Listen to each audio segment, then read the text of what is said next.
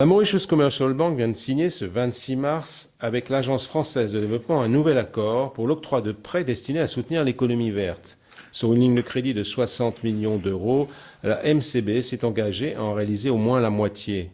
Elle devrait être suivie par la State Bank of Mauritius et par Afrasia Bank dans les prochaines semaines. Cet argent, fourni par l'AFD, permettra d'accorder des prêts jusqu'à un maximum de 7 millions d'euros à des entreprises ou même à des particuliers, à Maurice, mais aussi au Mozambique, à Madagascar, aux Seychelles et aux Comores. L'avantage pour l'emprunteur est de bénéficier d'une subvention de 8% calculée sur le montant du projet. La première ligne de crédit mise en œuvre entre 2009 et 2012 se montait à 40 millions d'euros et le bilan s'est révélé plutôt positif.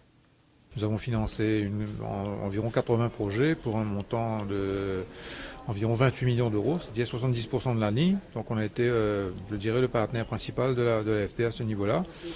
Et je crois que nous avons été très contents de la participation de nos clients dans le projet. Et nous sommes donc très fiers aujourd'hui de poursuivre avec la deuxième ligne. Et nous sommes sûrs que ça aura le même succès.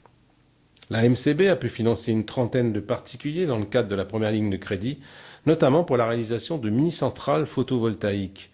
Si la banque intervient à un premier niveau dans la sélection des dossiers, l'AFD intervient dans la sélection finale.